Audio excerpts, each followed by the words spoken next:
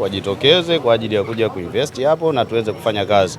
Kwa hiyo kilichopo sasa hivi tuko kwenye hatua nzuri kabisa. Nadhani baada ya muda tutarudisha tena taarifa kwa wanachama tulikofikia ni wapi, lakini ni waahidi tu wapenzi, wanachama na mashabiki wa Young African, haitofika mwezi wa 3 project itaanza.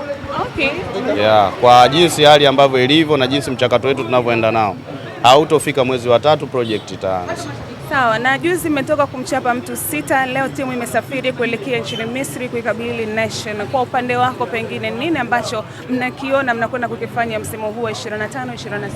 Tunaenda kucheza mechi ngumu sana. Tunaenda kukutana na bingwa. Bingwa mara nyingi zaidi. Klabu ambayo ina nguvu ndani ya uwanja na nje ya uwanja. Kwa hiyo itakuwa ni mechi ngumu sana kwetu.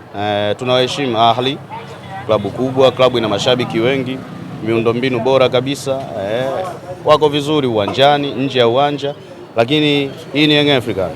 Hii ni Young African sasa hivi na kikosi bora kabisa, na tunamshukuru Mwenyezi Mungu tumeanza kurudi kwenye rhythm yetu ambayo ilikuwa kidogo imetetereka. Sasa tunaanza kurudi kwenye mstari. Kwa hiyo itakuwa mechi nzuri, itakuwa mechi ngumu, lakini tutatoa upinzani mkubwa sana. Nina uhakika na vijana wangu wako vizuri na commitment yetu ilivyo, naamini kabisa tutapata alama. Mtapata alama Misri? Tutapata alama Misri.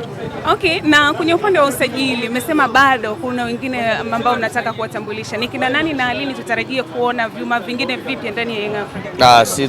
Sidhani. Unajua dirisha dogo ni dirisha ambalo huwa linatumika kwa ajili ya kuziba zile sehemu ambazo zinavuja kidogo.